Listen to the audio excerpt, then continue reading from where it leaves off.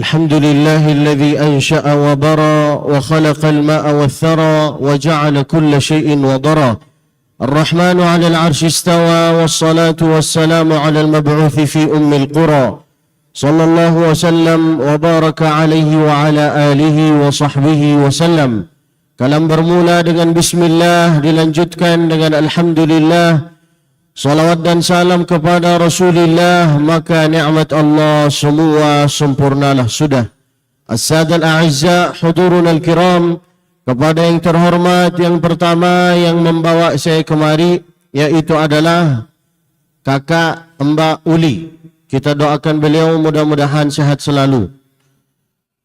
Semalam beliau WA saya bahwa beliau baru datang dari Tanah Suci Mekah, lalu kemudian ke Jakarta, lalu kemudian ke Jogja. Waktu beliau malam-malam WA saya sekitar jam berapa ya? Waktu maghrib. Waktu itu saya masih jalan-jalan di Malioboro, jalan sendiri, beli kacamata sendiri. Masya Allah. Piro mas? 30.000. Tak bisa diskon? Tak bisa. Ya bolehlah. Alhamdulillah, Jogja ini salah satu kota yang paling berkesan bagi saya. Kenapa? Karena Jogja ini kota pendidikan. Dan beda rasanya duduk sama orang yang pendidikan sama orang yang tak berpendidikan. Alhamdulillah, kota Jogja ini termasuk kota pendidikan. Semua ada di sini, semua fakultas ada di sini, dan insya Allah semua anak-anak ibu yang ada di sini yang lagi sedang menuntut ilmu, mudah-mudahan dapat ilmu yang bermanfaat. Amin ya rabbal alamin. Lalu kemudian saya sangka pagi ini yang akan mempersilahkan saya untuk mulai ceramah ini, yaitu adalah Mbak Uli. Rupanya diganti gengnya, ketua gengnya sekarang siapa namanya kak? Kakak jadi sekarang ketua geng? Bukan. Apa wakilnya? Tetap Mbak Uli? Iya tetap Mbak Uli. Iki sopo?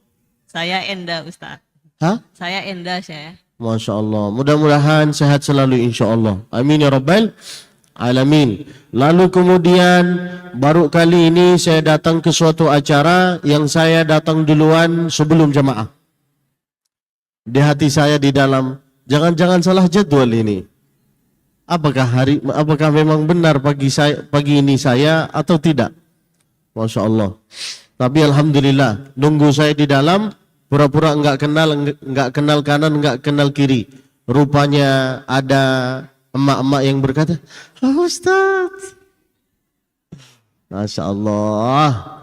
Alhamdulillah. Bahagialah saya datang ke sini. Mudah-mudahan semua yang ada di sini, insya Allah bisa nyusul ke Tanah Suci Mekah, umrah dengan haji. Amin ya rabbal alamin. Judul pengajian kita hari ini yaitu adalah unik sekali. Tentang apa? Tentang solat. Walaupun hidup 1000 tahun.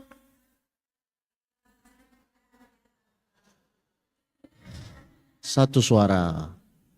Walaupun hidup 1000 tahun, bila tak apa gunanya sepohon.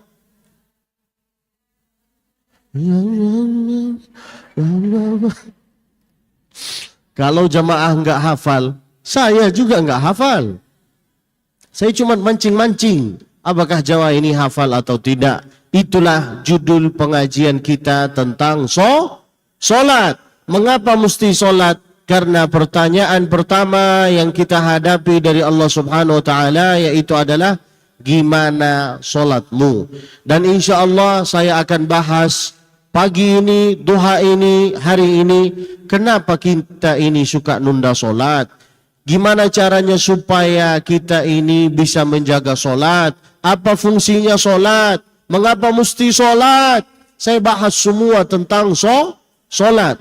tapi saya akan buka acara ini dengan lantunan bacaan ayat Al-Quran. Bismillahirrahmanirrahim. Allah. Itu suara orang yang banyak hutang, banyak kredit, banyak cicilan. Allah.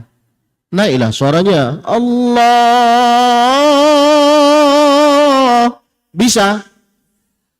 Saya enggak bisa isi acara seperti ustaz-ustaz yang lain. Banyak ustaz yang hanya isi, Masya Allah. Tapi kalau saya enggak bisa. Kenapa? Karena saya ini tergantung jamaah. Kalau jamaah semangat, saya semangat. Tapi kalau jamaah kayak gini, mendingan tidur. Jadi ketika saya baca Al-Quran, minta tolong respon dengan istilah Allah. Bisa? Sici, loro, telu. Belum mulai. Bismillahirrahmanirrahim.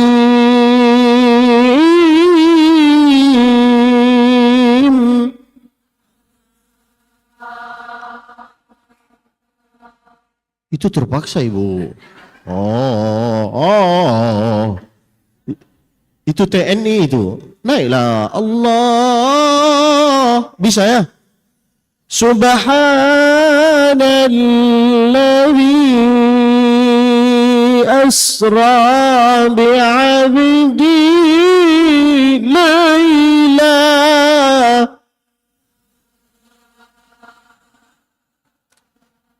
من المسجد الحرام إلى المسجد الأقصى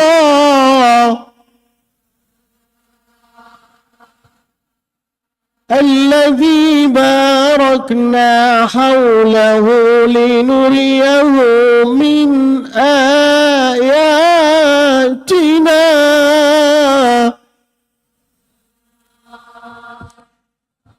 إنه هو السميع البصير.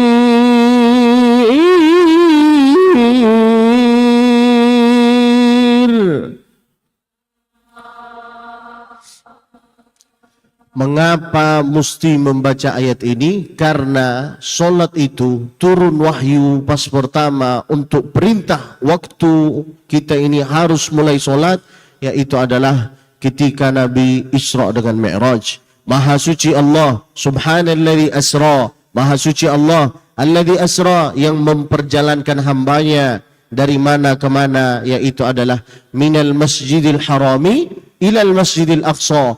Solat di Masjid Nabawi, satu solat 1000. Piro? Solat di Masjidil Haram, wani piro? Satu solat, piro? Solat di Masjidil Aqsa, wani piro? 500.000. 500.000. Bayangkan. Dan amalan-amalan yang paling Allah suka di dunia ini yaitu adalah 3. Su'ila Rasulullah sallallahu alaihi wasallam. Suatu ketika Nabi ditanya oleh sahabatnya yang bernama Abdullah ibni Mas'ud. Ditanya, ya Rasulullah, wes maun iki apa? Bertanya macam kayak gini lah. Bahasa Jogja. Iki apa? Ya Rasulullah, ma hiyal a'malul lati yuhibbuha Allah? Kira-kira amalan apa aja yang Allah suka, yang Allah cinta di dunia ini? Yaitu adalah, apa kata Nabi Muhammad sallallahu alaihi wasallam? 3. Piro? 3. Sici, loro, 3. Sici. Sici, loro, telu. Maaf, saya baru belajar. Yang pertama, as-salatu ala waqtiha. Salat di awal waktu. Nah, nanti mulai muncul pertanyaan. Gimana caranya untuk menjaga salat di awal waktu? Nah, itu pertanyaan paling penting. Benar kan, Ibu? Amalan pertama, solat di awal waktu. Yang kedua, yaitu adalah wabirrul walidain, berbakti kepada dua orang tua. Banyak orang yang berbakti kepada dua orang tua, tapi kurang ajar terhadap mertua. Tak bisa. Karena kira-kira siapa aja yang bisa dianggap oleh orang tua, oleh kita, yaitu adalah 3 orang. Pertama, orang tua diri sendiri. Kedua, mertua. Ketiga, guru kita. 3 ini, kalau ibu ingin sukses dalam kehidupan, jangan menjelekkan 3 ini, jangan melawan 3 ini, jangan berbicara tentang kekurangan 3 ini. Banyak orang yang berbakti kepada 2 orang tua, mertua, tapi kurang ajar terhadap gurunya. Makanya ilmunya tak bermanfaat. Ilmu saya tak banyak, ibu. Tapi alhamdulillah, kemanapun berada, orang tua selalu mendoakan saya, mertua selalu mendoakan saya, guru selalu mendoakan saya. Dan sampai sekarang, kalau saya jumpa dengan 3 ini, enggak pernah saya menampilkan bahwa saya ini syekh. Enggak, saya duduk dengar saja. Dengar saja. Kelihatan ya ibu? Saya sangka enggak kelihatan. Insyaallah. Ini untuk sarapan apa untuk ditengok? Nah, 3 ini. Jadi minta tolong. Beberapa hari yang lalu kita sudah melihat banyak orang yang menjelekkan guru, bahkan memusuhi guru. Orang yang macam kayak gini akan dapat 3 azab dari Allah. Piro? Saya akan kasih banyak ilmu insya-Allah. Nanti ibu catat apa fungsinya semua. 3 azab yang kita dapat dari Allah. Orang yang menjelekkan orang tua, meremehkan orang tua, berbicara tentang kekurangan guru, meremehkan guru, melaporkan guru. Pada intinya 3 lah ini yang harus dianggap oleh kita sebagai guru. Yang pertama, man istakhaffa bi ustadhihi ibtalahu Allahu bi 3 asya'. Siapa yang meremehkan gurunya, melaporkan gurunya, ini orang tuanya, mertuanya. Yang pertama, nasiya ma hafidhah. Apa yang dia hafal hari ini, Allah cabut. Allah cabut. Apa yang dia hafal. Yang kedua, wa kalla lisanuhu. Tak bisa dia bicara dengan ilmu, tak bisa dia bicara dengan yang berfungsi. Artinya apa? Pembicaraannya dia terhadap masyarakat itu tak ada fungsinya, tak ada manfaatnya. Hanya bicara saja. Bismillahirrahmanirrahim. Assalatu wassalamualaikum warahmatullahi wabarakatuh. Tak ada fungsinya sama sekali.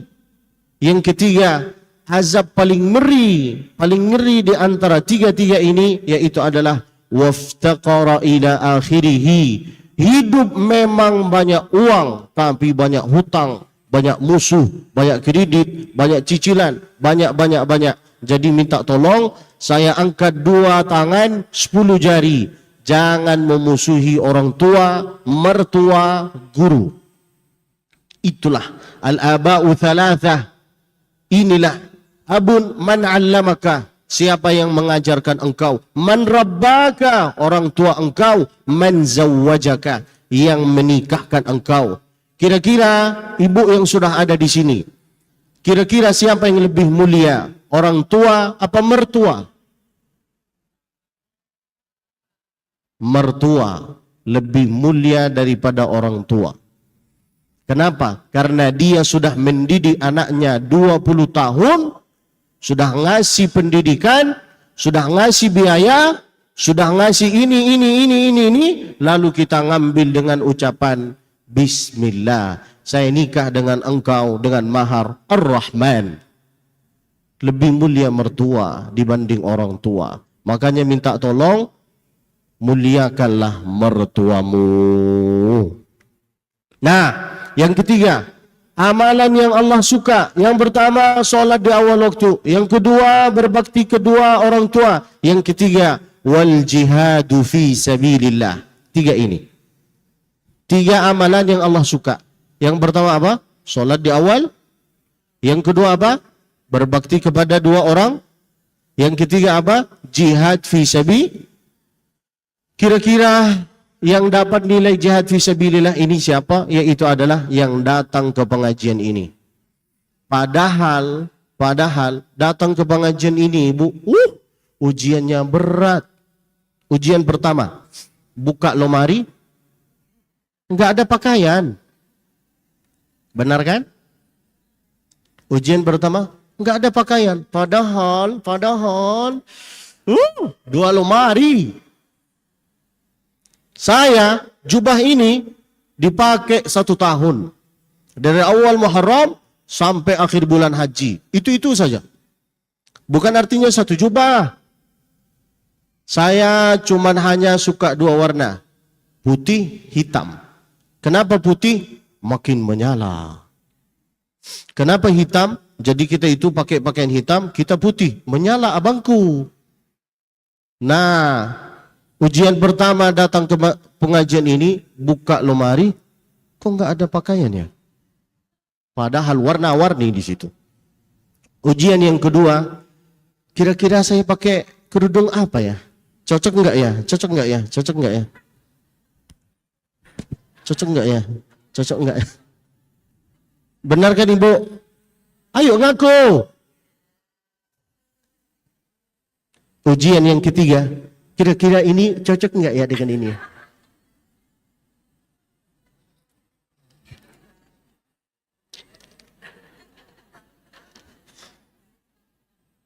Dari mana saya tahu? Karena saya sering nonton TikTok. Coba Ibu lihat persiapan emak-emak sama persiapan bapak-bapak beda. Persiapan bapak-bapak itu saja. Pakai jubah, pakai peci, pergi. Persiapan emak-emak, pertama pakaian, kedua ini cocok atau tidak, ketiga,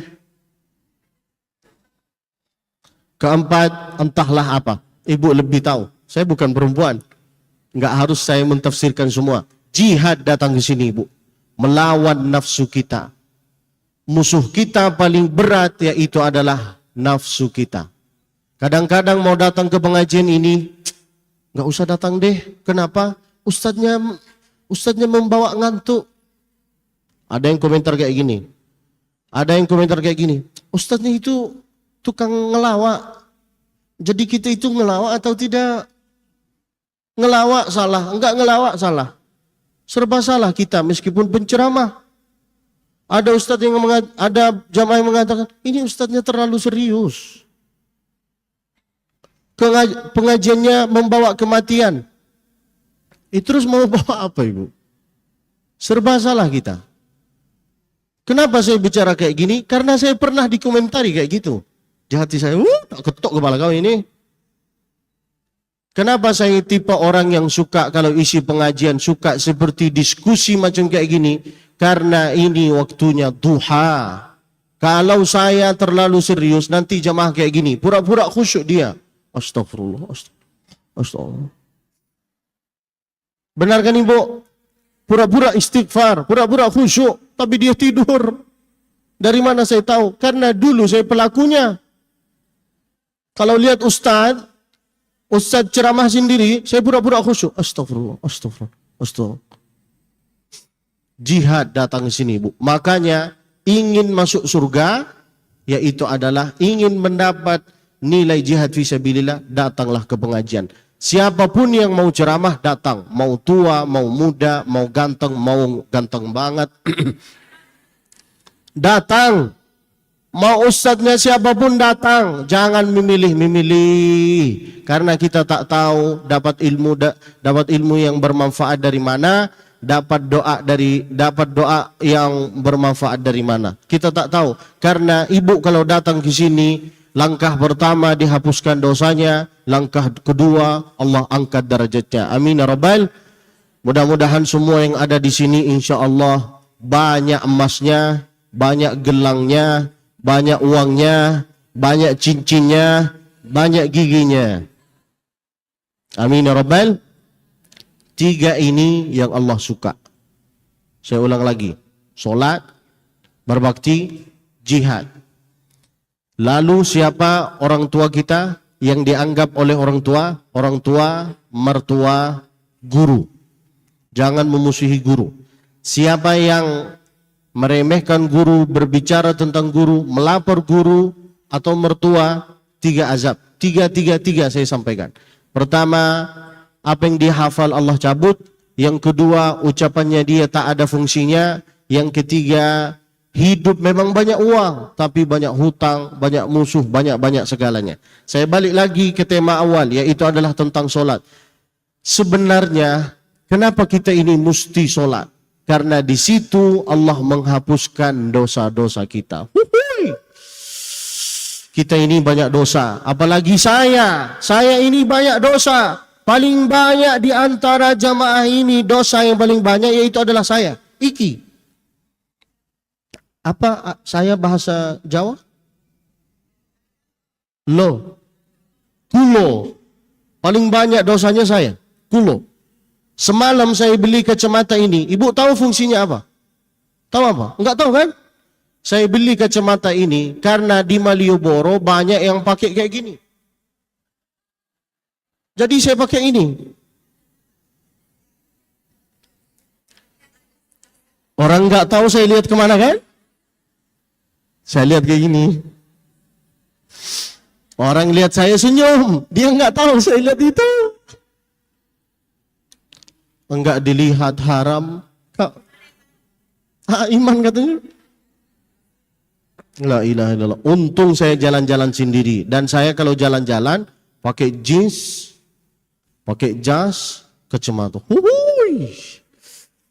Persis orang India. Hamko hami se chura lo, dil mi hari zeno valo. Saya mirip Syarukan. Bercanda ibu, bercanda. Saya bercanda macam kayak gini supaya ibu suka mendengar apa yang saya sampaikan. Pada intinya saya balik lagi tentang solat. Kenapa kita ini mesti solat? Karena di situ Allah menghapuskan dosa-dosa kita. Kata Nabi SAW, kalau ibu ingin tumak ninah dalam solatnya, paling minim tumak ninah, paling tinggi khusyuk. Paling minim apa? Paling tinggi. Caranya, kata Nabi, ma min imri'in muslimin. Saya baca hadisnya. Ini hadis Nabi, ibu. Ma min imri'in muslimin tahduruhu salatun maktubah. Kalau ada di antara kita yang mendengar suara azan, lalu masuk waktu salat, hayya 'alas salat,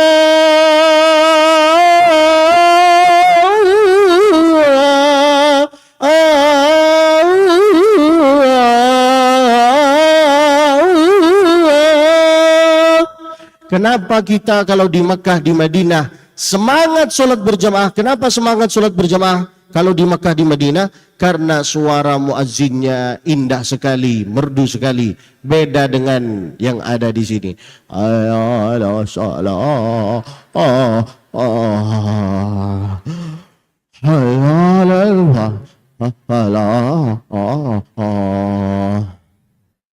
Saya enggak mengejek, ini secara nyata. Benar kan ibu?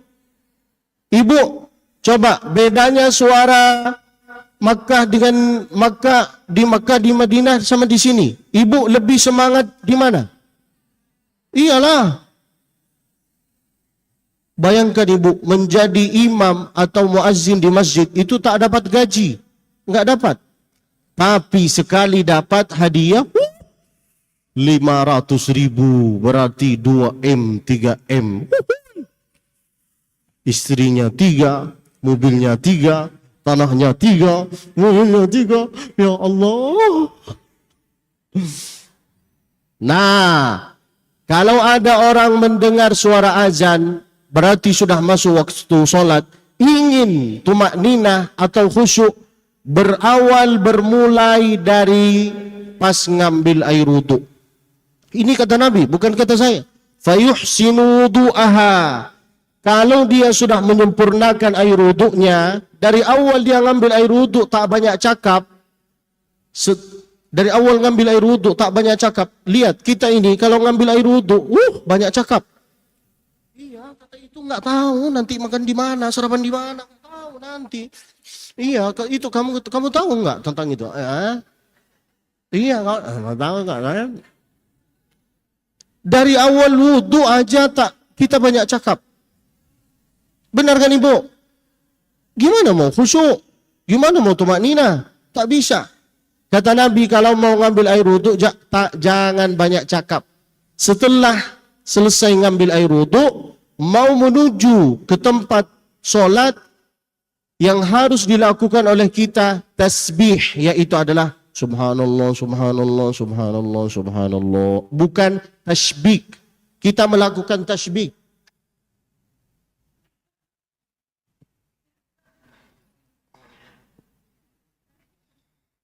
Tak bisa Ibu. Harus bermulai dari awal ngambil air wudhu. Dan minta tolong perhatikan tata cara ngambil air wudhunya. Khususan kita ini semua. Nabi mengajarkan, kalau mau ngambil air wudhu khusus tangan ya, harus dari atas ke bawah. Kenapa? Karena air wudhu masuk ke dalam kuku. Kalau air tak masuk ke dalam kuku, maka setan suka sembunyi-sembunyi dalam kuku. Kata Nabi sendiri, bukan kata saya. Al-faraka, al-faraka, al-faraka. Kukumu, kukumu, kukumu. Fa inna syaitana yaq'udu ma tala minha. Karena sesungguhnya setan suka sembunyi-sembunyi dalam kuku. Sekarang banyak orang yang suka memanjangkan kukunya. Satu di sini, satu di sini, satu di sini. Dia tak tahu ini artinya apa. Ini artinya dia berkawan sama setan. Karena tanda kepalanya setan macam kayak gini. Qarnai asyaiton. Lalu ini ada yang dipanjangkan di sini. Ini untuk apa? Untuk darurat Ustaz. Apa darurat? Setelah itu? Setelah itu? Saya kasih contoh supaya cepat faham. Fayuhsinu du'a. Paling minim supaya kita itu tumakninah.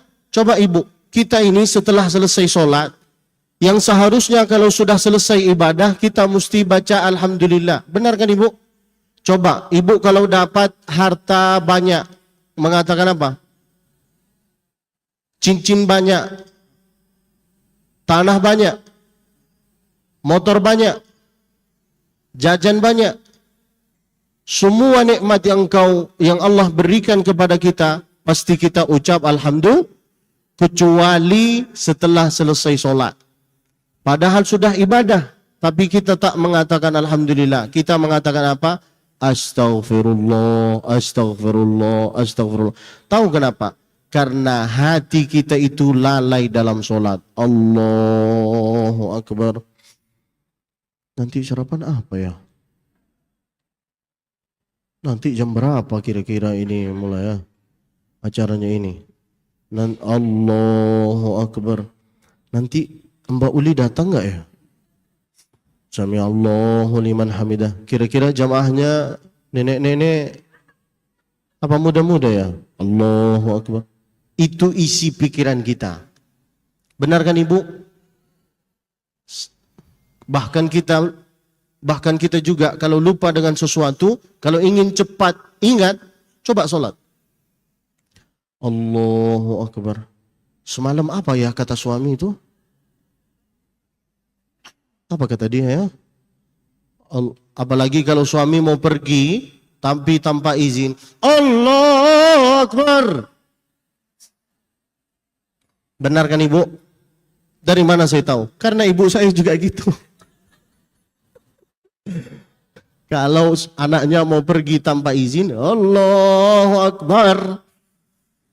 Pahamlah kita. Berarti dia lagi sedang marah. Namanya emak-emak. Pandai dia ngasih tanda. Jangan boleh keluar. Assalamualaikum warahmatullahi wabarakatuh. Kita dari tak. Emang baca tasyahud kayak gini ya? Nah, pada intinya, kalau ingin dapat tumakninah atau khusyuk, fayuhsinu wudu'aha. Bermula dari wudu, setelah itu tasbih.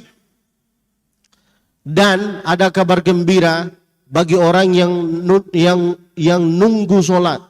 Apa kabar gembiranya bagi orang yang nunggu sholat? Yaitu adalah malaikat istighfar untuk dia. Apa kata malaikat? Allahumma ighfir lahu, Allahumma arhamhu, Allahumma ighfir lahu, Allahumma arhamhu. Maka ibu kalau bisa supaya kita dapat rahmat dari Allah, supaya malaikat istighfar untuk kita, ibu beli itu cincin digital yang ada subhanallah, subhanallah, subhanallah. Orang tua zaman dulu tangannya, jarinya tak pisah, tak jauh dari tasbih. Selalu orang tua dulu sedikit-sedikit kayak gini jarinya dari atas ke bawah. Subhanallah, subhanallah, subhanallah, subhanallah. Orang tua zaman sekarang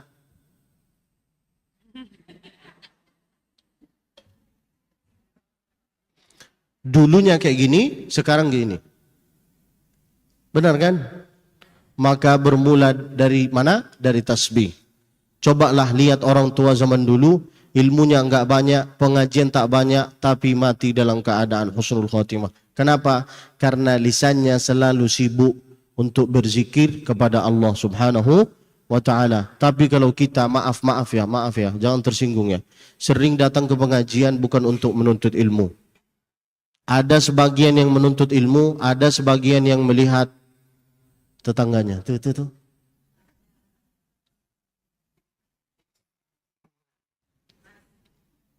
Bukan level. Bersihkan hati ini supaya Allah bisa mengampuni dosa kita. Amin ya rabbal alamin. Fayuhsinu wudu'aha. Dan kata Nabi apa? Basyiril masya'in. Kasihlah kabar gembira. Bagi siapa? Bagi siapa ya Rasulullah? Bin nurit tam. Basyiril masya'in bin nurit tam fi dhulami yaumal qiyamah. Ada kabar gembira bagi orang yang sering jalan kaki menuju ke masjid.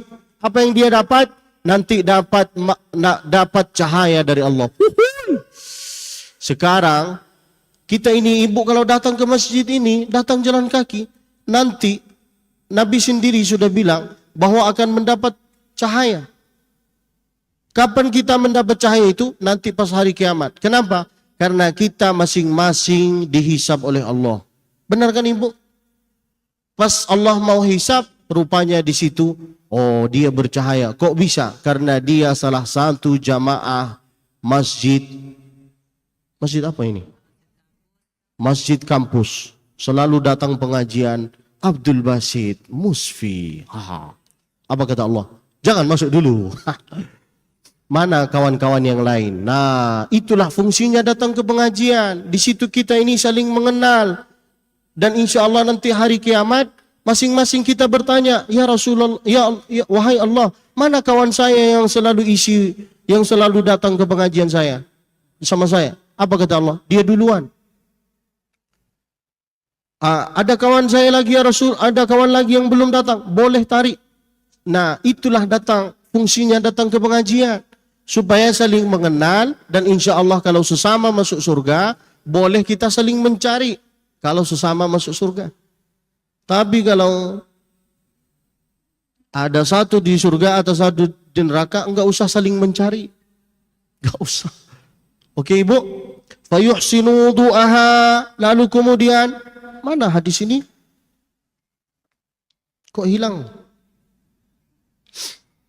Fayuhsinu du'aha. Kalau sudah menyempurnakan sholatnya, wudu'nya, insya Allah dia akan tumakninah. Gimana cara supaya kita itu tumakninah? Nabi SAW kalau sholat, Nabi baca ayat demi ayat. Beda dengan kita. Kita kalau sholat itu, maaf ya, bacaannya tak jelas. Kita kalau sholat kayak gini, Allahu Akbar. Alhamdulillahirrahmanirrahim. Nabi kalau sholat, Nabi baca ayat demi ayat. Alhamdulillahi Rabbil Alamin. Disitulah kita diskusi dengan Allah, berdialog dengan Allah. Ketika kita membaca Alhamdulillahi Rabbil Alamin, Allah jawab, Hamidani Abdi, dia bersyukur kepada aku. Ar-Rahmanir Rahim, dia memuji aku. Maliki yaumiddin. Nabi baca ayat demi ayat. Dan Nabi kalau sholat, kalau ruku, Nabi itu lama rukuknya. Allahu Akbar. Subhana rabbiyal azim. Apa fungsinya kita ruku dengan sujud? Disitulah dosa-dosa kita itu makin tetes menetes. Padahal banyak dosa kita, ya Allah. Tapi gimana Allah itu mau mengampunkan dosa kita, sedangkan sholat kita itu rukuk kita itu tak lama. Allahu Akbar, sami Allah, Allahu Akbar. Tak bisa ibu. Harus tumaknina. Paling minim baca Subhana Rabbiyal Azim 3 kali. Allahu Akbar. Fungsi sholat itu untuk menghapuskan dosa-dosa kita. Tapi banyak orang yang tak tahu. Kita sangka Allah yang butuh terhadap kita. Sedangkan kita yang butuh dengan Allah Subhanahu wa ta'ala. Ditambah lagi, Nabi kalau sujud, Nabi itu lama sujudnya. Saking lama sujudnya, sampai Nabi itu nangis, lalu jenggotnya, berewoknya itu basah dengan air matanya dia. Kita pun lama sujud kita, alhamdulillah. Allahu Akbar. Siapa itu? Saya. Saya pelakunya. La ilaha.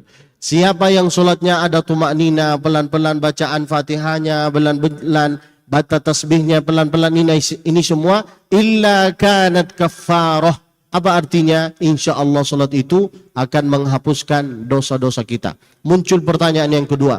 Gimana caranya supaya kita bisa menjaga 5 waktu sholat di awal waktu sholat? Gimana caranya? Yaitu adalah pancinglah sholat fardu itu dengan sholat qobliyah, ba'diyah, qobliyah. Orang yang rajin sholat qobliyah, ba'diyah, qobliyah, wallahi, billahi, tallahi, fardunya terjaga. Beda dengan orang yang males-males sholat qobliyah, ba'diyah, lihatlah. Fardunya juga dia males-malesan. Benar kan ibu? Orang tua zaman dulu bangun jam 3 malam, rajin untuk sholat tahajud. Kita bangun malam jam 3 untuk apa? Untuk tahajud? Enggak, untuk tahanyut. Beda satu huruf, beda makna. Tahajud, tahanyut. Yang seharusnya sebelum tidur kita baca surat Al-Mulk supaya dapat syafaat, supaya Allah lindungi kita dari azab kubur. Itulah kata Nabi, baca surat Al-Mulk sebelum tidur. 30 ayat yang bisa melindungi engkau dari azab kubur. Apa surat itu? Al-Mulk, yang bunyinya Tabarakalladzi biyadihil mulk. Itu yang seharusnya kita baca. Tapi kita sebelum tidur, apa yang kita baca? TikTok. Setelah itu WA. Setelah itu Facebook. Setelah itu Shopee paket. Benar kan ibu? Nah, seharusnya gitu. Coba ibu jaga qobliyah ba'diyah ini. Gimana caranya supaya kita ini ada rasa keinginan supaya mau sholat di awal waktu? Ibu baca keutamaan sholat-sholat. Siapa yang rajin sholat subuh di awal waktu, man shallal fajra fi jamaah, siapa yang sholat subuh berjamaah, maka faka'annama qamal laila kullah. Kata Nabi, ada hadis lain, siapa yang sholat isya berjamaah, seolah-olah dia sholat setengah malam. Setengah malam. Sholat isya saja. Tapi kata Nabi, siapa yang rajin sholat isya berjamaah dengan subuh berjamaah, maka dia seolah-olah sepanjang malam dia sholat qiyam. Kalau kita baca keutamaan-keutamaannya, insya Allah kita mau sholat di awal waktu. Coba seperti ibu. Ibu mau nggak datang ke mall yang tak banyak promo? Mau? Nggak mau. Ibu pasti ada keinginan datang ke mall yang banyak promonya. Benar kan? Itulah tabiat manusia.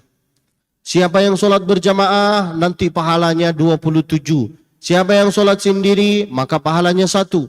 Maka mulailah di situ, insya Allah sholat berjamaah. Siapa yang rajin sholat, sunnah rawatib, qabliyah, ba'diyah, qabliyah, insya Allah akan punya istana nanti di surga. Siapa yang sering membaca surat Al-Ikhlas, Qulhu 10 kali, mengqara'a surat Al-Ikhlas. Siapa yang membaca surat Ikhlas, Qul huwallahu ahad 10 kali dalam sehari, boleh malam, boleh siang, boleh subuh, boleh kapan-kapan, nanti insya Allah mendapat istana nanti di surga. Orang kalau sering baca keutamaan, pasti ada keinginan untuk melakukan. Nah, bacalah.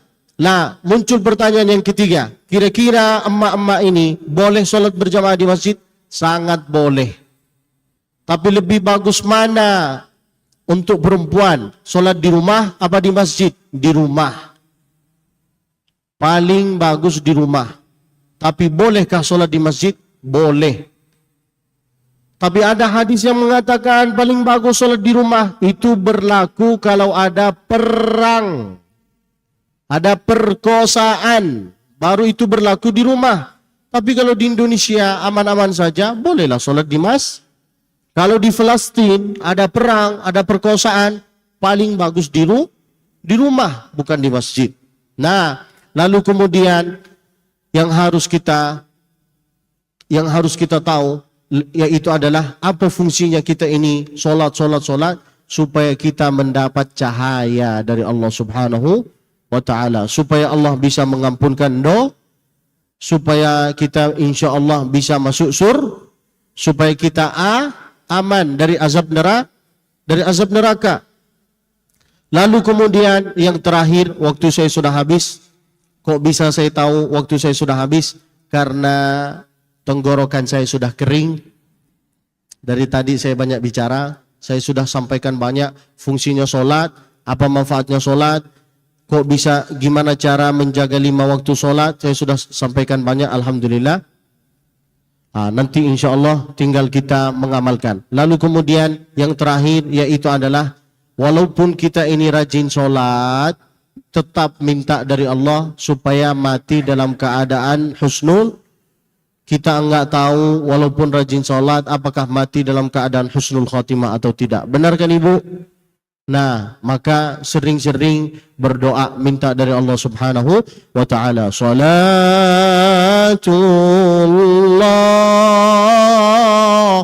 salamullah ala taha Rasulillah, salatullah, salamullah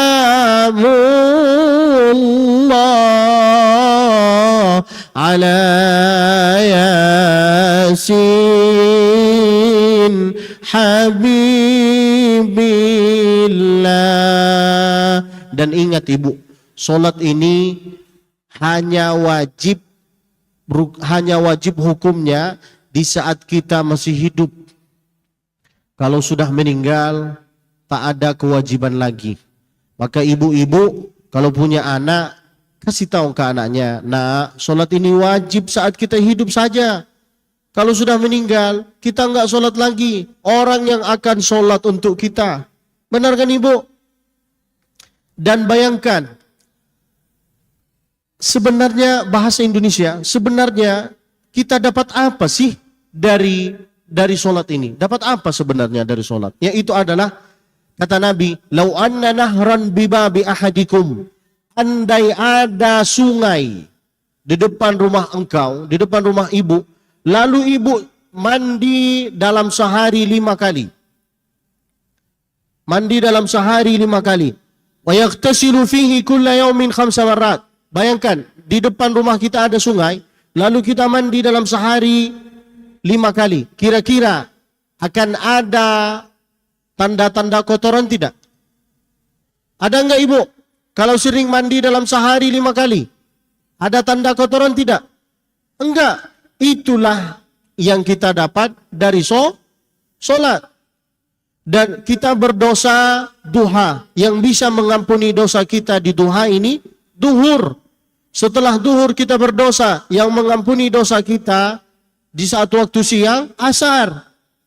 Berdosa asar yang mengampuni dosa kita. Berdosa maghrib yang bisa mengampuni dosa kita. Isya. Selalu kayak gini. Lau anna nahran bibabi ahadikum fayaghtasilu fihi kulla yawmin 5 marrat. Andai ada sungai di depan rumah engkau, lalu engkau mandi dalam sehari 5 kali. Hal yabqa min daranihi syai'? Apakah akan ada tanda kotoran di jubah dia, pakaiannya dia? Tak ada. Falidzalika mithlus salawatil 5 yamhullahu bihil khataya. Itu begitupun solat bisa menghapuskan dosa-dosa kita. Nah, itulah fungsi solat, itulah artinya solat. Lalu kemudian itulah yang kita dapat dari solat. Lalu kemudian yang terakhir minta tolong ibu-ibu yang ada di sini, kalau punya anak malas-malas solat, malas solat berjamaah, minta tolong nih ibu. Kalau punya anak malas solat, malas ini, ibu bawa air macam kayak gini, lalu ibu bacain basmalah. Bismillahi ala nafsi, bismillahi ala waladi, bismillah untuk anakku yang bernama ini, yang bernama ini, yang bernama ini, yang bernama ini. Bacain bismillah. Bismillahi ala waladi Bilal, bismillahi ala Mahir, bismillah, bismillah, bismillah, bismillahi ala baiti, untuk rumahku, bismillah, untuk bisnis aku, bismillah, untuk langkah aku, bismillah, untuk kesehatan aku, bismillah, bismillah. Bacain bismillah terus. Ditambah lagi Al-Fatihah. Alhamdulillahi Rabbil Alamin. Ditambah lagi salawat Al-Fatih. Allahumma salli ala Sayyidina Muhammadin al-Fatih lima ughliq wal khatim lima sabaq nasiril haqqi bil haqq. Salawat Al-Fatih. Lalu ditiup. Setelah ditiup, diminumlah oleh ibunya, diminumlah oleh anaknya. Kayak gini nih. Nih lihat ibu. Sekalian saya minum. Nah, serius ibu. Ucapan ibu yang jorok, yang kotor bisa jadi doa. Apalagi yang baik-baik. Benar kan ibu? Maka sering-sering mendoakan anaknya. Saya sampai sekarang tetap minta doa dari orang tua. Sampai sekarang. Dan saya kalau duduk di antara tiga ini, orang tua, mertua, guru, enggak pernah saya mentang-mentang saya S2, mentang-mentang saya penceramah. Saya enggak kayak gitu. Saya selalu menyesuaikan diri sesuai kondisi. Kalau disuruh isi pengajian, saya isi pengajian. Kalau duduk sama orang yang lebih tua, lebih orang yang berilmu, saya diam saja. Enggak banyak bicara. Kalau duduk di antara orang tua, tak pernah saya ceramahin dua orang tua, tak pernah. Justru apa yang saya lakukan, selalu mendoakan mereka. Rabbighfirli wali walidayya warhamhuma kama rabbayani shaghira. Akan ada pasti kekurangan dari dua orang tua, entah bapak entah ibu. Pasti banyak anak-anak, bapak kayak gini, ibu kayak gini. Maka usahakan supaya anak enggak kayak gini. Ibu berdoa di depan anak, Rabbighfirli wali walidayya. Yuk nak kita doakan nenek kita, yuk nak kita doakan kakek kita, yuk. Ayah saya kayak gini. Makanya setiap ayah saya salah terhadap saya, enggak pernah saya bilang, ayah saya aja kayak gini, apalagi saya. Kenapa? Karena beliau setelah selesai sholat, selalu berdoa di depan saya. Berdoa di depan anak. Dan saya alhamdulillah selalu mengajarkan yang sama saya. Yaitu adalah anak, ponakan, yuk kita berdoa bersama untuk orang tua kita, untuk nenek kita, untuk kakek kita. Itulah yang seharusnya kita lakukan. Tapi orang tua zaman sekarang, setelah selesai sholat, enggak berdoa di depan anak. Dia langsung megang HP, mau makan apa? Mau jalan-jalan di mana? Berdoa dulu. Setelah itu, mau jalan-jalan kemana, mau makan apa. Itulah yang saya harus sampaikan. Mudah-mudahan insya Allah ilmu yang bermanfaat. Amin ya rabbal alamin. Kira-kira ada pertanyaan? Apa langsung saya tutup acara dengan doa? Pertanyaan dulu Ustaz. Pertanyaan. Kalau ibu Boleh. ada yang mau bertanya silahkan maju ke depan. Assalamualaikum warahmatullahi wabarakatuh. Mohon maaf Syekh, ada ya beberapa yang saya tanyakan. Saya mengambil salah satu tema ya pengajian malam hari ini. Salah satu adalah berbakti kepada guru. Saya dari kecil diajari membaca Al-Quran, diajari sholat, dan pernah ada syair begini.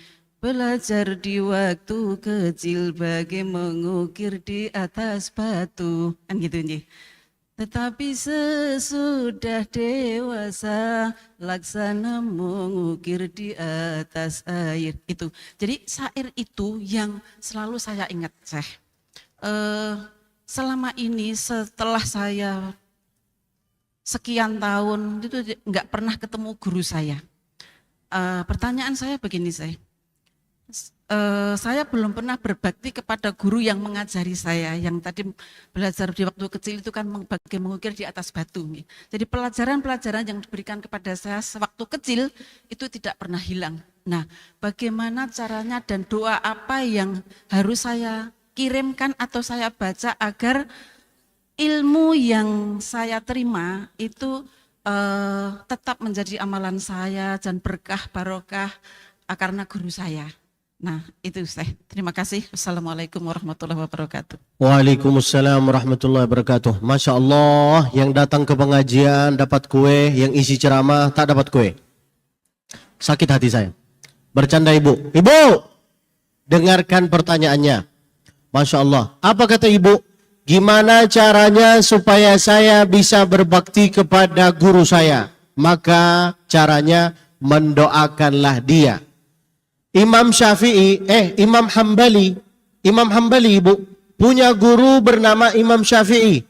Imam Hambali setiap selesai sholat dan setiap beliau berdoa selalu bunyi doanya kayak gini. Rabbighfirli wali walidayya wali Muhammad bin Idris Asy-Syafi'i. Itu Imam Hambali selalu mendoakan gurunya. Begitu caranya kalau ingin berbakti kepada guru. Rabbighfirli wali walidayya wali untuk guruku yang bernama. Langsung namanya. Ditambah lagi kalau ibu beramal, kasih makanan, kasih pakaian, kasih minuman, ya Allah, saya niat beramal ini untuk semua orang tua saya, termasuk orang tua, mertua, guru. Sangat boleh. Begitulah tata cara berbakti kepada guru. Dan minta tolong, bukan hanya itu. Dilanjutkan apa yang ibu dapat dari guru, dilanjutkan oleh ibu, yaitu adalah ibu juga tetap mengajar kepada anak-anak. Jangan hanya berdoa lalu tak mengajarkan anak-anak. Saya minta tolong dari ibu-ibu yang ada di sini, tolonglah. Kosongkanlah waktunya, duduklah sama anak, ngaji bersama. Wallahu a'lam. Pertanyaan kedua? Ada? Paling minim 3 pertanyaan, setelah itu saya tutup dengan doa. Sici, Loro? Ada lagi ibu-ibu yang mau bertanya? Masih ada kesempatan. Yang di Kalau belakang tak ada, mungkin saya ada yang tutup. mau bertanya. Silahkan Kak, sini Kak. Ada yang di belakang sebentar. Sici, Loro, Telu. Minta tolong sini Kak. Sini. Mikrofonnya jauh. Oh, ini saja.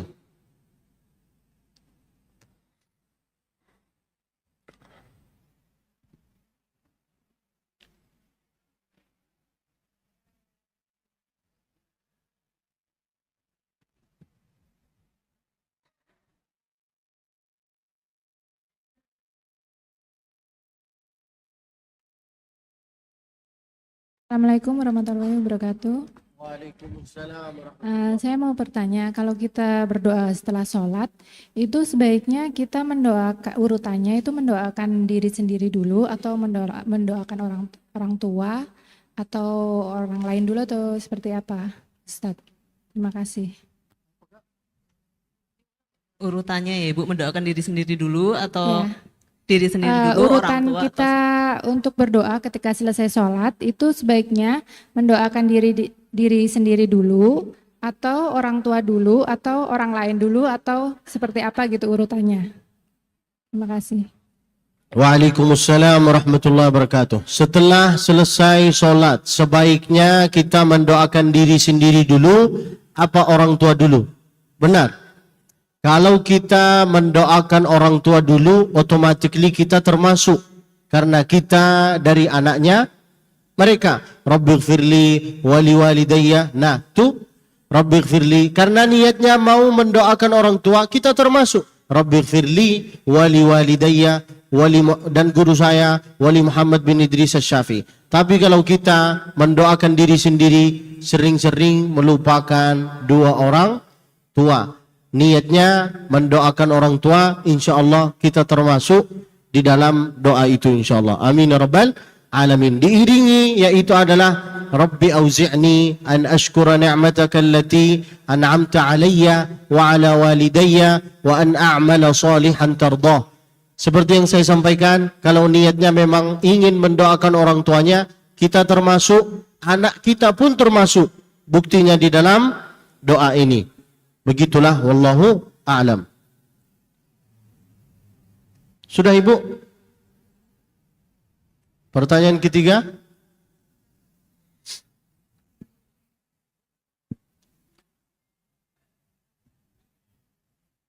Bismillahirrahmanirrahim. Assalamualaikum warahmatullahi wabarakatuh. Pak Ustadz, ketika kita sudah menghadiri majelis, di situ sudah ada ustadznya. Kadang kan barang siapa yang memasuki masjid tidak melakukan sholat tahiyatul masjid ya, maksudnya harus menghormati dulu masjid baru sholat. Tapi ketika sudah ada ustadz, sudah mulai acara, apakah masih banyak kan yang masih melaksanakan sholat sementara ustadznya masih ada, ataupun acara udah dilakukan, udah dimulai tapi masih banyak yang melakukan sholat ini? Iya, jadi masih melaksanakan sholat tahiyatul masjid atau sholat duha gitu kan. Jadi ustadznya asik tausiah, sementara jamaahnya asik sholat sendiri gitu ya. Jadi yang paling utama apa? Kemudian di saat kita sedang berhadapan dengan guru nih, kita kan saking cintanya pada Allah, kemudian kita berzikir sendiri juga gitu loh. Sambil dengarkan, sambil berzikir. Lah sebetulnya adabnya seperti apa? Yang paling utamanya seperti apa? Demikian pertanyaan dari saya. Assalamualaikum warahmatullahi wabarakatuh. Waalaikumsalam warahmatullahi wabarakatuh. Ibu-ibu, dengarin. Kata Nabi, bukan kata saya. Julusuka fil ilmi khairum min alfi raka'ah. Engkau duduk di tempat pengajian macam kayak gini, itu lebih bagus dibanding engkau sholat 1000 rakaat. Apa? Saya ulang lagi. Ibu datang ke pengajian ini lebih bagus, lebih berharga dinilai Allah daripada engkau sholat 1000 rakaat. Artinya apa? Yaitu adalah menuntut ilmu lebih berharga apa sholat sunnah? Menuntut ilmu lebih berharga dinilai Allah di sisi Allah apa sholat sunnah? Menuntut ilmu. Artinya apa? Kalau datang ke pengajian, ustadznya sudah datang, mau menyampaikan apa yang harus sampaikan, tapi engkau ada rasa ingin sholat duha, ingin sholat tahiyat, ingin semua, Allah kasih sesuai niatnya. Allah kasih, Allah sempurnakan, karena niat engkau baik. Tapi kalau engkau datang, jelas-jelas sudah mulai waktu pengajian, tapi engkau mau sholat, berarti ini kurang fikihnya. Kurang belajar tentang fikihnya. Fikih ini untuk apa sebenarnya? Belajar fikih ini untuk apa? Untuk tahu kondisi diri dan menyesuaikan diri di saat waktu yang harus ditetapkan. Itulah indahnya menuntut ilmu. Sangat bagus pertanyaannya, Masya Allah. Kecuali pas waktu hari Jumat. Walaupun khatib sudah naik mimbar, lagi menyampaikan khutbah Jumat, apakah kita langsung duduk, apa sholat dulu? Sholat dulu.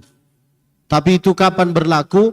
Kalau imam, kalau bisa usahakan sebelum imam mulai khutbah Jangan khutib Jumat sudah mau doa, engkau mau sholat. Kan sudah mau selesai. Fungsi datang ke sholat, ke khutbah, ke hari Jumat, sholat Jumat untuk mendengar Jumat.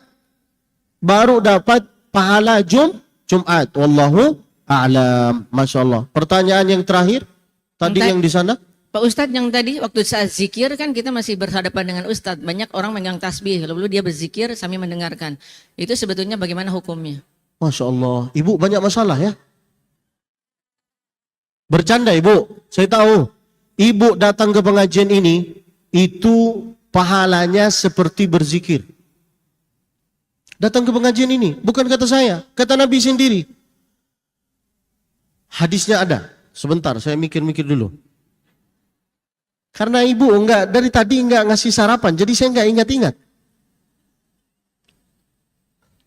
Ma min qaumin yajlisuna wa yadhkuruna Allah.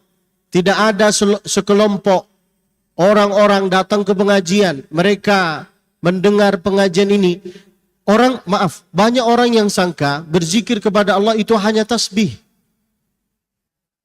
hanya istighfar, hanya solawat. Sedangkan datang ke pengajian ini termasuk dari bagian zikir. Benar loh. Jadi kalau ada orang sudah mulai ceramah, jadi ibu mendengar itu, ibu bisa dapat pahala berzikir. Dan karena ini termasuk dari bagian zikir. Bukan kata saya, kata Nabi SAW. Jadi kalau adabnya sesama manusia, kalau ada orang berbicara kita mendengar. Itu kalau berbicara, apalagi kalau dalam untuk menuntut ilmu. Coba, saya duduk dengan ibu. Ibu berbicara, saya main HP. Gimana perasaan ibu? Oh ini. Benar kan? Apalagi kalau dalam pengaji.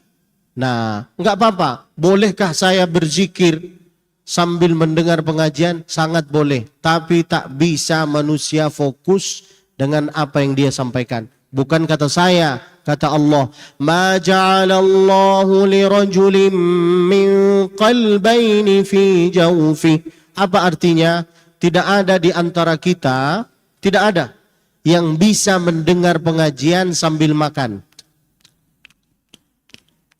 Tak bisa. Benar kan ibu?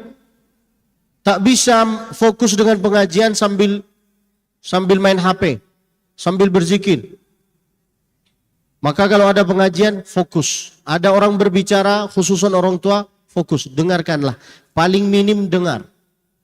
Makanya, siapa yang datang hari Jumat, walaupun dia tak faham dengan khutbah, lalu dia tidur kayak gini, dapat pahala Jumat.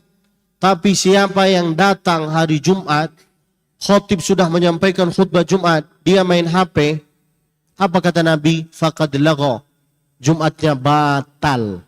Ibu-ibu yang punya anak, punya suami, kasih peringatan kepada mereka. Jangan main HP di saat khotib menyampaikan khutbah Jumat.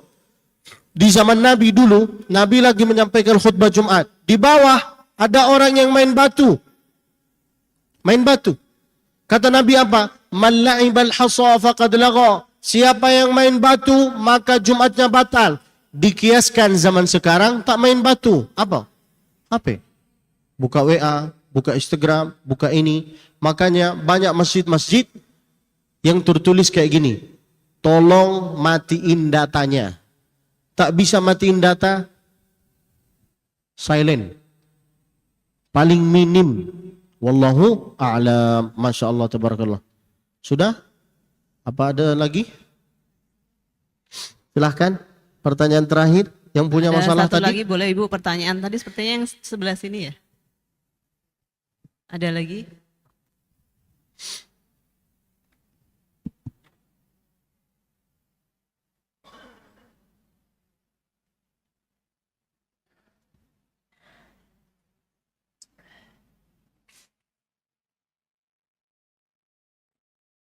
Assalamualaikum Pak Ustadz. Izin bertanya, Ini kebetulan saya dari beberapa hari ini agak galau Pak Ustadz. Jadi begini, alhamdulillah di rumah itu kan ada mertua Pak Ustadz. Tadi berhubungan dengan berbakti kepada mertua ya Pak Ustadz. Nah, sedangkan beberapa kali anak saya itu pulang sekolah itu merasa mungkin ada seperti adik tadi di sekolah disuruh maju bisa, misalnya seperti itu Pak Ustadz. Kemudian mertua itu itu enggak belum seberapa gitu loh. Itu jadi dibandingkan dengan sepupunya gitu loh Pak Ustadz. Jadi beberapa kali seperti itu, akhirnya si anak itu kan marah tapi tidak menyampaikan ke mertua, ke utinya gitu loh. Akhirnya curhat ke saya Pak Ustadz. Lah, posisi saya karena di tengah, di satu sisi mertua, di satu sisi anak ya Pak Ustadz. Kadang saya dengan suami, saya cerita gitu, gimana ya Pak, di satu sisi kita sangat paham bahwa sampai kapanpun kita mengharap doa mertua ya Pak Ustadz, karena ibu dari suami gitu, kita sangat paham itu. Cuma di satu sisi saya pribadi kadang merasa iya gimana ya ke anak saya gitu. Dan selama ini saya menyampaikan berkata ke anak saya, sudah Dek, kalau adik marah, adik benci ke uti, adik masuk ke kamar tapi jangan sampai marah ke uti gitu. Jadi marah aja sama mama, adik ungkapkan semua unek adik, marahnya adik itu ke mama. Saya bilang gitu Pak Ustadz. Jangan sampai berkata yang tidak sopan ke uti gitu loh. Cuma saya kadang berpikir apa benar ya Pak Ustadz. Kadang saya juga masih memikirkan mental anak gitu loh Pak Ustadz. Mungkin itu saja Pak Ustadz yang masih menjadi pikiran saya. Kebetulan tadi Pak Ustadz ada membahas tentang berbakti kepada mertua ya Pak Ustadz. Mungkin itu saja Pak Ustadz. Terima kasih. Assalamualaikum warahmatullahi wabarakatuh. Waalaikumsalam warahmatullahi wabarakatuh. Apa yang ibu alami, saya juga pernah alami. Ibu sudah jadi orang tua, saya sebagai cucu. Kita di Mekah hidupnya itu dengan nenek saya. Nenek saya di lantai 3, ayah saya di lantai 2, di lantai pertama ada guru saya. Serba salah saya jadinya di antara dua-dua ini. Terlalu main banyak, kenapa kamu main banyak? Terlalu tidur banyak, kenapa kamu tidur banyak? Terlalu ini banyak, kenapa? Serba salah di mata orang tuh. Maka gimana caranya menghadapi orang tua? Yaitu adalah 3. Apa? Diam, diam, diam. Hanya itu saja. Karena orang tua ini seperti Quran buruk. Apa artinya Quran buruk? Quran yang sudah sobek-sobek. Dibaca tak terbaca, dibuang berdosa. Benar kan Ibu? Kita mau menyenangkan. Saya bicara sebagai orang tua. Mau menyenangkan antara anak dengan nenek. Tapi enggak mau salah ke sini, enggak mau salah ke ini. Paling bagus yaitu adalah nenek ini dikasih tempat khusus. Yaitu adalah kamar khusus untuk dia. Anak di kamar beda. Jangan disamakan. Kenapa? Karena orang tua, nenek kita pemikirannya beda dengan anak, dengan cucu tersebut. Tak mungkin bisa sama. Nenek melihat anaknya lari. Nenek marah. Kenapa engkau lari-lari? Apa kata anak kecil? Saya anak kecil, makanya lari-lari. Coba nenek lari-lari. Bisa? Siapa yang kayak gitu? Saya. Saya pernah dimarahin sama nenek saya. Kamu ini setan. Lari sana, lari sini, lari sana, lari sini. Saya jawab, saya bisa lari-lari karena saya masih anak kecil. Coba, ada enggak orang tua, nenek-nenek yang bisa lari-lari? Mana mungkin dia lari-lari? Makanya saya lari-lari. Serba salah kita menghadapi orang tua. Tak akan ada solusi yang pas. Solusi yang pas bagi saya dengan yang selama saya ini pelajari, kata orang tua saya, kata guru saya, paling enak menghadapi dua orang tua atau dua mertua atau guru atau nenek kakek, yaitu adalah hanya diam, diam, diam, diam. Karena kalau kita itu lawan, sakit hatinya dia. Benar kan ibu? Kita mau ngasih tahu, sakit hatinya dia. Maka kita paling enak duduk sama anak. Nak, nenek kalau marah enggak usah lawan. Biarin dia bicara seperti radio sendiri. Ya kan benar ibu. Kita lawan salah, enggak lawan salah. Paling enak diam. Dia marah. Kok bisa saya menasihatin kayak gini? Karena saya pelakunya. Wallahi, anak paling bandel di antara saudara-saudara saya, kami 10 bersaudara. Yang paling bandel di antara 10 ini saya. Kulo. Saya dulu pas waktu di Mekah tidur sama nenek saya. Nenek saya kalau bangunin saya untuk melaksanakan sholat subuh, ibu tahu gimana? Dia ngasih remanson di sini. Wallahi. Sampai sekarang saya ingat. Sebelum 3 tahun yang lalu dia meninggal. Usianya 88. Saya tidur. Mau mimpi. Baru azan subuh. Dia ngasih di sini remanson. Remanson yang warna hijau itu. Namanya remanson ya. Itu kalau ada emak-emak pakai itu berarti dia sudah nenek-nenek. Sudah tidak ada rasa panasnya dia. Nenek saya, biasanya perempuan sebelum tidur pakai apa? Body apa itu? Hah? Krem body kan? Di sini, di sini, di sini.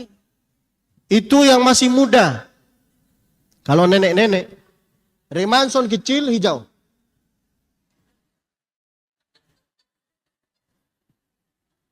Nenek saya usianya 88. Dia sudah tua, tetap minta kerok di belakang dia. Pas dia datang dari Madura, dulu saya kan asli Indo, lahir di Makkah, belajar di Makkah, semua di Makkah. Enggak pernah pulang ke Indo saya. Saya baru-baru ini pulang ke Indo. Pas pertama dia balik dari Indo, saya lihat di sini merah-merah semua. Saya sangka tato. Nenek pakai tato ya? Masuk neraka nenek. Apa kata nenek? Hei setan. Saya jawab, kalau saya setan, nenek apa? Makanya ibu yang bertanya itu saya pernah mengalami. Bayangkan ibu, bangun sholat subuh di sini di Manson. Sumpah mata kayak gini.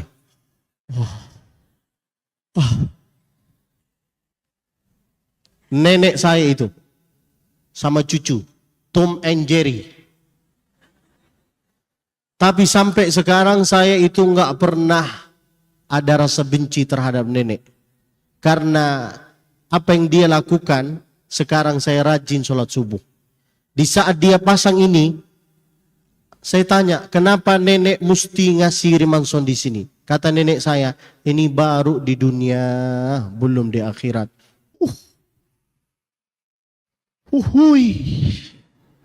Bukan hadis Nabi. Baru di dunia. Belum lagi di akhirat. Mata kayak gini. Wallahi panas ibu. Saya kasih di sini. Kasih apa itu namanya? Bukan remanson. Kan sudah panas. Masa kasih remanson? Wah ini. Bikin emosi. Kasih es. Kasih es. Es air itu. Es batu. Maaf, saya baru belajar bahasa Indo. Kasih es batu di sini, tengok dia guys. Di hati saya. Apa kata nenek saya? Rasakan. Iya, tapi bahasa Maduranya rasakan. Sampai sekarang, setiap saya mau sholat subuh, saya selalu ingat remanson yang di sini. dan nenek saya meninggal, menyesallah saya selalu lawan omongannya dia, menyesal. Saya bisa jadi seorang penceramah sekarang karena dia. Nenek saya memang kadang-kadang suka manggil setan, tapi kadang-kadang dia manggil, sini Ustadz, sini Ustadz. Makanya saya bilang dari tadi, ucapan ibu yang buruk bisa jadi doa, apalagi yang bagus. Makanya saya ini kadang malaikat, kadang setan. Bukan cuma saya, ibu juga kena kalin, saya doang. Itu sifat manusia. Kita ini manusia, benar kan ibu? Sifat manusia itu apa? Kadang malaikat, kadang kira-kira banyak jamaah yang ada di sini, lebih banyak malaikatnya apa setannya? Alhamdulillah saya bisa jumpa sama setan di Jogja, di masjid kampus. Assalamualaikum setan. Nah, makanya jangan suka manggil anaknya Oh, coba kalau saya dipanggil setan, saya bilang, saya setan, ibu opo? Wallahu a'lam wa ilmuhu atam wa sallallahu wasallam wa baraka alaihi wa ala alihi wa sahbihi wasallam. Kita tutup acara ini dengan doa. Allahumma arhamna bil Qur'an waj'alhu lana imama.